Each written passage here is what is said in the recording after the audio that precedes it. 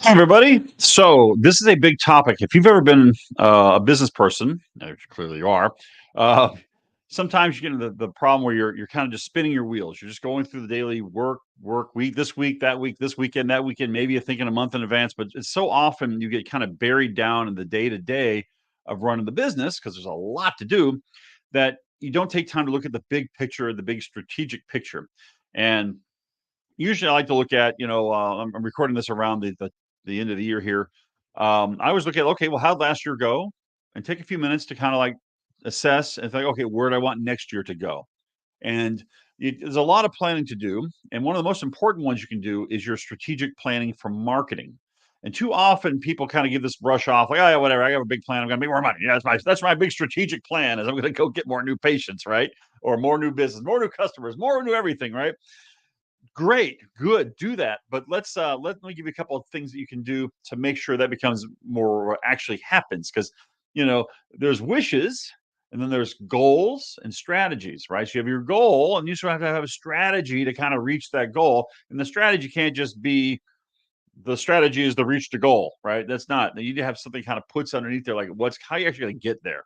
So when it comes to marketing, let me give you some thought processes, maybe a couple rules of thumb that'll actually help you get where you want to go in the upcoming whole year, 6 months, however long you feel like you want to plan for. Even 5 years. I love having 5 and 10 year goals. Those are kind of fun. You make up big numbers, make whatever, right? So so let's talk about it. So obviously, comparing the current year to next year is a good thing. I usually start with that. So decide where you want your revenue to be after that, right? Now, when it comes down to revenue, that mostly is about new patients. New patients tends to drive revenue. You can have ongoing people who pay, ongoing care cases and things like that. But generally speaking, new customers in any business is what drives revenue numbers higher or lower. Too few, too many, because you're always losing customers for whatever reason. Even on continuity type plans, it just they come and go. So your ability to acquire new business is what makes that strategy work. That the strategy is to acquire new business is how you make that goal happen.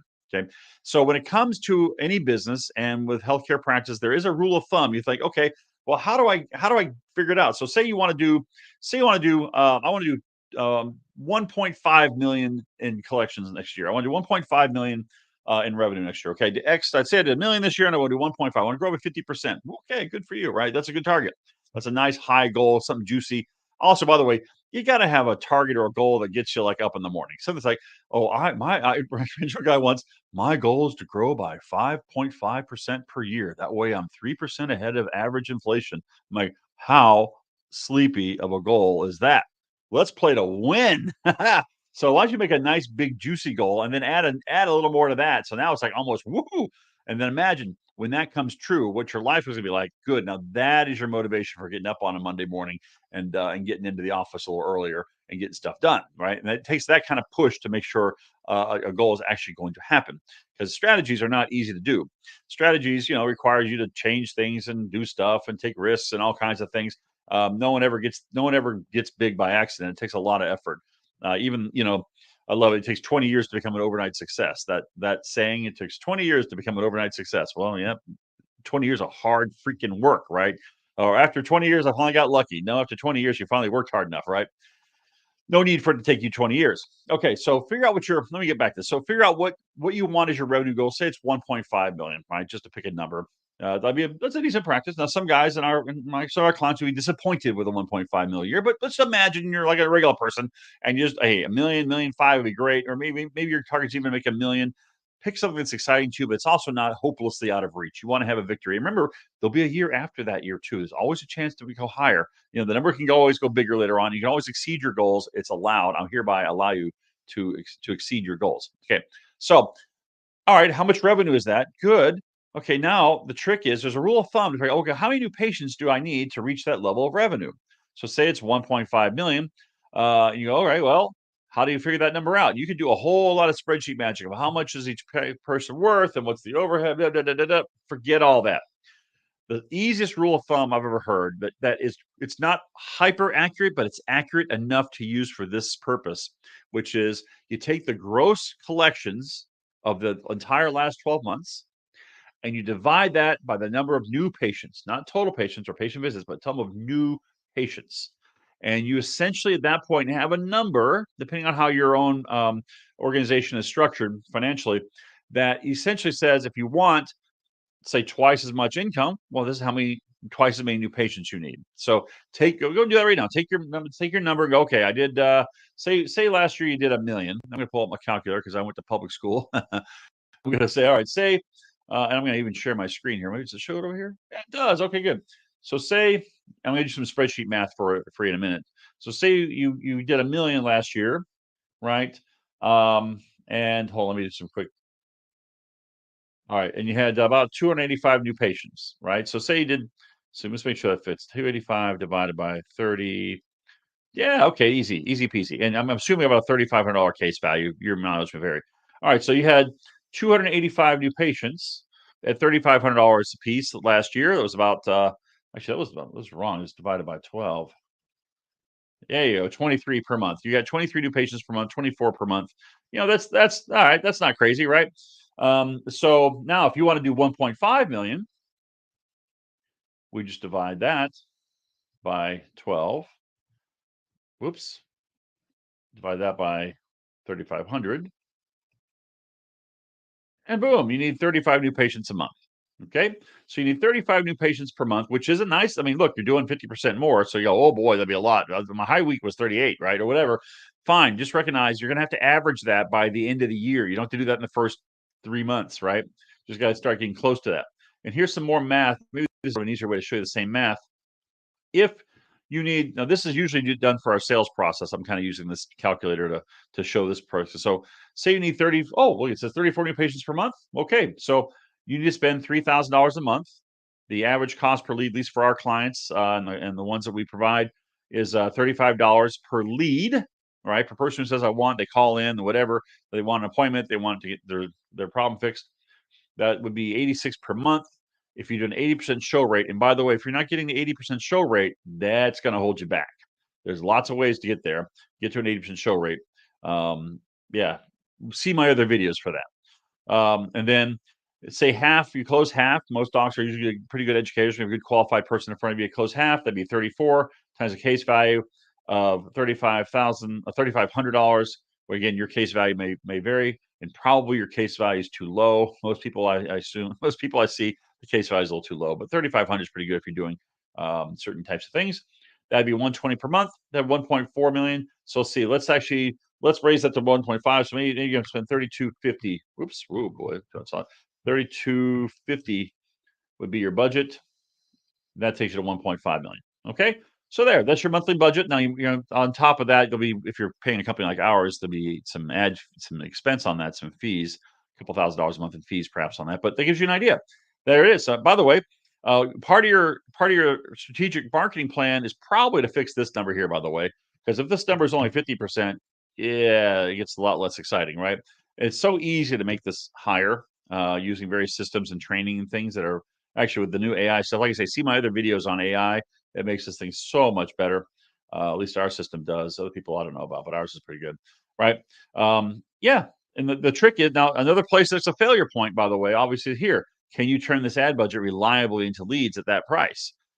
If you are not able to do that in house, and most practices have a lot of difficulty with that because stuff like Facebook marketing is what will do this. Google leads are more expensive, but Facebook marketing would do this, but it takes a lot of training and upkeep week by week, day by day, talking to Facebook engineers, listening to all their boring webinars they put on, all that stuff, right, to stay up to where these keep working. Because in a hyper competitive world, nothing changes as fast as online marketing.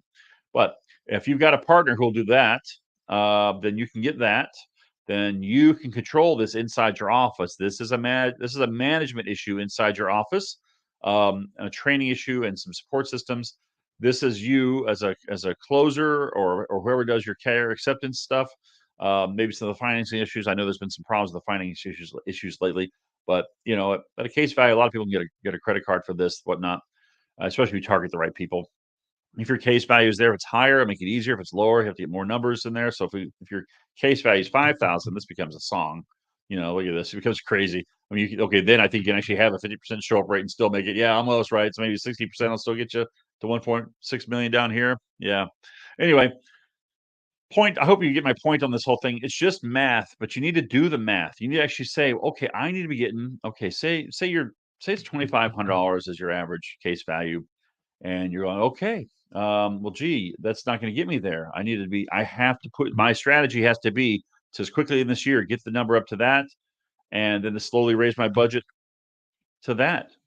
No, a little more, 4,500 a month. There you go. Right? Or, hey, let's do a thing. You go change this number. Say you decide to add on the nutrition product or whatever it is, and you make it 3,500. That it just makes it easier on this budget up here, right? So it's just a matter of playing with your numbers. But you need to do as the CEO. Don't be the doctor. Be the CEO of your practice for a little bit, and do that math. Like go ahead and do that math. Look at what it would really take to make your goals. Now, some of it may seem unreal. Actually, here's the thing. If it doesn't seem a little wacky and out there, it's not a good enough goal, right? It needs to be like, oh yeah, but the most we did last year was 30. Don't look at last year. We look at it next year. And I'm going to tell you, no matter what numbers you did in 2023, they have no effect on what numbers you can do in 2024. We've all seen the practice that doubled in 6 months. I've seen it. I've seen it around here several times. Double, triple, quadruple. I've seen someone go from zero to almost 2 million in 18 months. So, and not in some like super rich area, right? All over the country, all different types of markets. There is no market. By the way, you think, oh, my market won't support a $2 million practice. Baloney. Baloney. If you're in the United States, that's just a lie you're telling yourself to make yourself feel better about not having a big enough practice. And maybe I just pissed some people off there, but I'm just telling you the truth. You're getting your truth here is there's somebody, I'll tell you this, no matter where you are, I could open a practice in your town, and if I had someone who could actually deliver the service, because I'm not a trained chiropractor at all, but if I could have someone deliver, I could open a franchise office or something in your town and make a $2 million out of it. Yeah, maybe not in the first week, maybe not the first month, maybe not in the first year, but it would be there because the money's there. If you can walk outside of your office and see traffic going by, $40,000, $50,000 cars going by, which is the norm these days, it's the average price of a car, and the occasional $100,000 car driving down the street, then your area has the money to support a practice of multiple thousands of dollars. I guarantee you. If you've got a McDonald's, and actually, here's the rule: McDonald's. You've ever heard this? McDonald's is very picky about where they put locations. They won't put a McDonald's location in a town that's too small to do the economic numbers that they need to have a successful franchise. If you have a McDonald's in your town, you can do $2 million a year. McDonald's rule. Okay, prove me wrong by doing less than 2 million, and I'll just think it's funny because we shouldn't be proving me wrong about this stuff. But no, I'm telling you, proving actually, there's people who prove me wrong by doing multiple $1,000,000. I know someone's got a multi-million-dollar practice in a town that doesn't even have a McDonald's. So anyway, hopefully you got that point, and I can quit talking about that.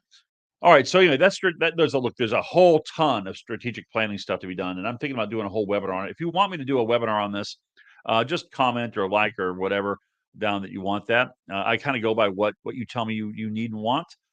We basically my profession has been for the last 12 years is helping people build $1 million businesses, right? Helping mostly chiropractors grow their business up to the 7-figure and multi 7 figures point. At this point, actually, I'm very proud that 73% of my clients are now over the $1 million mark. Only less than 1% of all chiropractic offices reach $1 million in revenue, and I've got 73% of mine have reached that level, and a lot of them came to us way before they reached that level, and some of them are at multiples of 7 figures now. So I know how to do that. So if there's something about your marketing that you have a question about how that's done, let me know because I know what it looks like. I know how to do it. I've covered in other webinars and other videos like this, and I'm just here to help you out with these things I'm teaching, with the idea that what goes around comes around, and if I can give you a good bit of knowledge, then that's just better for the whole world. Okay, so thanks for watching. See you next time.